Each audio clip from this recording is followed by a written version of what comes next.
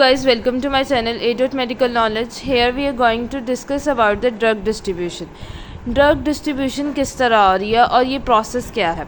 Drug distribution ये process है जहाँ पे जो है वो ड्रग रिवर्सिबली लीव कर रही है ब्लड स्ट्रीम में और एंटर हो रही है हमारे एक्स्ट्रासेलुलर फ्लूइड और टिश्यू में. जैसे कि हम पीछे पढ़ चुके हैं कि ड्रग की क्या हुई, अब्जॉर्प्शन हुई. एब्जॉर्प्शन के बाद उसकी क्या होनी है, डिस्ट्रीब्यूशन होनी है. इसमें क्या होना है कि ड्रग ने जो है, कोई भी ड्रग है उसने रिवर्सिबली लीव करना है ब्लड स्ट्रीम में और एंटर होना है एक्स्ट्रासेलुलर फ्लूइड या टिश्यू में. फॉर एग्जाम्पल हम IV लेते हैं, ठीक है. उसमें अब्जॉर्प्शन का फैक्टर नहीं होता, वो डायरेक्ट ही आपके ब्लड में जाके डिस्ट्रीब्यूट होती है, जो भी इंजेक्शन की फॉर्म में आप लेते हो, ठीक होगा. ये होता है और ये डिपेंड किन फैक्टर्स पे कर रही है. Now we are going to discuss which is blood flow, capillary permeability, ठीक है. अगर हम ओवरव्यू देखें इसका, तो ड्रग जो है रिवर्सिबली लीव करी है ब्लड स्ट्रीम में और एंटर हो रही है इंटरस्टिशियन यानी एक्स्ट्रासेलुलर फ्लूइड या टिश्यू में. IV का लेवल जो होता है वो रैपिडली होता है हमारी, जैसे क्योंकि वो हमारी डायरेक्ट ब्लड में जाती है और वो डिस्ट्रीब्यूट हो जाती है. देन उसके फैक्टर्स की बात की जाए तो इसमें हमारे पास आता है ब्लड फ्लो, कैपिलरी की permeability, tissue volume, degree binding to plasma protein and lipophilicity of the drug. For example blood flow की बात करें तो हमारे पास जो हमारी बुक कहती है कि वेसल रिच ऑर्गन्स होते हैं, जहाँ पे ब्लड फ्लो ज़्यादा होता है तो वहाँ पे डिस्ट्रीब्यूशन क्या होगी, ऑटोमेटिकली ज़्यादा होगी. हम इसमें एक एग्जांपल भी डिस्कस करेंगे. देन उसके बाद कैपिलरी परमेबिलिटी आती है. ये सिर्फ मैं आपको ओवरव्यू दे रही हूँ. कैपिलरी परमेबिलिटी में क्या होता है कि वो अलाउ कर रही होती है समथिंग या सम टाइम्स कि वो अलाउ करिए कि थोड़े मॉलिक्यूल पास कर सके. जैसे ब्रेन हो गया, ठीक है, वो डिले कर रहा होता है क्योंकि वहाँ पे क्या है, कॉन्टीन्यूस जो है बैरियर बना हुआ है, जैसे ब्लड ब्रेन बैरियर कहते हैं. लिवर में जो होती है स्लिट जंक्शंस होती है, वो भी अभी हम डायग्राम में भी देखेंगे कि एक स्लिट जंक्शंस ही होती है प्रेजेंट, जिसका मकसद क्या होता है, ऐसे स्लिट्स की फॉर्म में होती है जो अलाउ करी होती है कि मटीरियल रैपिडली मूव कर सके. देन टिश्यू वॉल्यूम आता है, जो साइज़ जितना ज़्यादा लार्ज होगा, नंबर ऑफ़ सेल्स ज़्यादा होंगे, उतनी ज़्यादा मुश्किल होगी उसको पास करने में. और binding with the plasma protein के साथ बाइंड कर जाती है, जिसकी वजह से मास भी इंक्रीज़ हो जाता है, वॉल्यूम इंक्रीज़ होता है, पास करने में डिफ़िकल्टी होती है. लिपोफिलिसिटी ऑफ ड्रग में हम ये कहते हैं कि लिपिड सॉल्युबल जो ड्रग है वो जल्दी पास कर जाती है. फॉर एग्जांपल हमारी जो सेल मेम्ब्रेन है, जैसे कि हम बेसिक कॉन्सेप्ट यही है कि हमारी सेल मेम्ब्रेन क्या है, बाइपोलर है, लिपिड बाइपोलर है. तो लिपिड की जो मटेरियल होंगे वो इजीली सेल मेम्ब्रेन से क्रॉस कर पाएंगे. अगर हम ब्रुक से डिस्कस करें तो हमारे पास क्या आ रहे हैं कि ब्लड फ्लो सबसे पहले आ रहा है, इसे हम कार्डिक आउटपुट भी कह रहे होते हैं. अब ब्लड फ्लो जो होता है टिश्यू कैपिलरीज में वेरी कर रहा होता है. हमारा blood flow vessel rich organ like brain, liver, kidney, इसमें जो होता है ये ग्रेटर होता है as compared to skeleton muscle. Adipose tissue, skin, visceral have still low rate of blood flow. मतलब कि हमारे ब्रेन में, लिवर में और किडनीज़ में वो ड्रग जो हम इंसर्ट कर रहे हैं वो जल्दी मूव कर रही होगी एज़ कम्पेयर टू हमारे एडिपोज टिश्यू में. इसका कॉन्सेप्ट ये है, अभी हम ये भी पढ़ते हैं लेकिन बेसिक कॉन्सेप्ट पहले देख लेते हैं. इसमें होता है कि high blood flow together with the high lipophilicity of propofol. Propofol जो होती है ना, ये एनेस्थीसिया के पेशेंट्स में दी जाती है.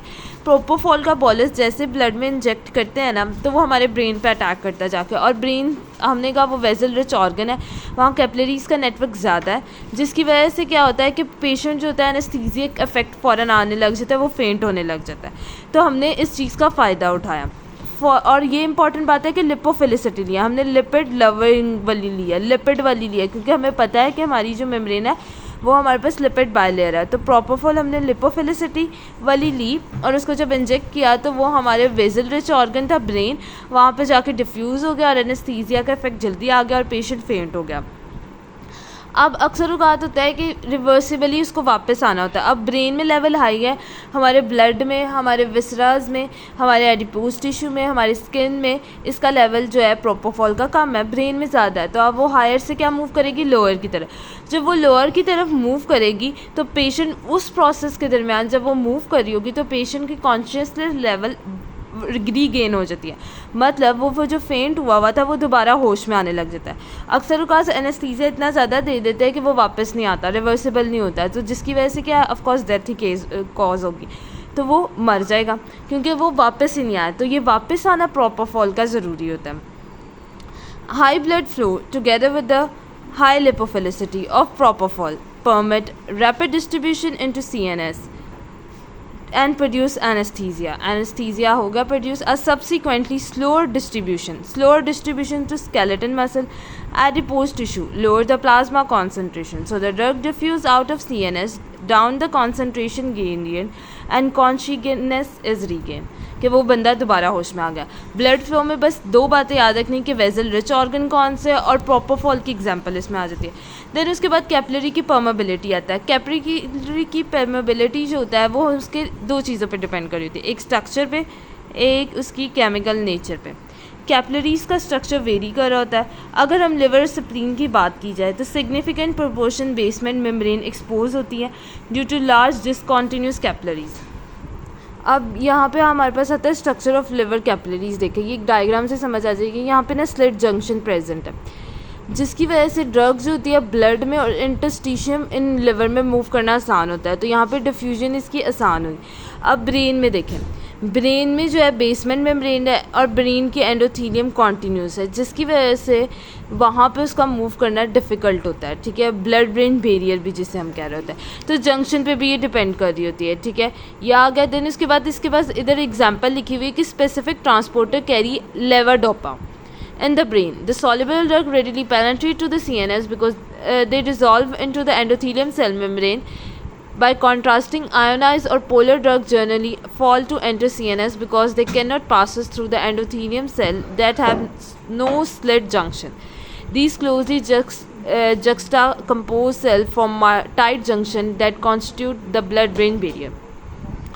अब वो कह रहे हैं कि हमारे पास जो अल्ज़ाइमर डिजीज़ होती है वहाँ पे क्या होता है कि डोपामिन को हमने इंजेक्ट करना होता है. तो लेवोडोपामिन हम करते हैं क्योंकि हमें पता है कि लेवोडोपामिन लिपिड है और वो जल्दी से पेनेट्रेट करेगा सीएनएस में और ब्लड में जाके जो है वो डिफ्यूज़ हो जाएगा और इफेक्ट पॉजिटिव हमें आ जाएंगे. देन हमारे पास आता है binding to the drug to plasma protein and tissue.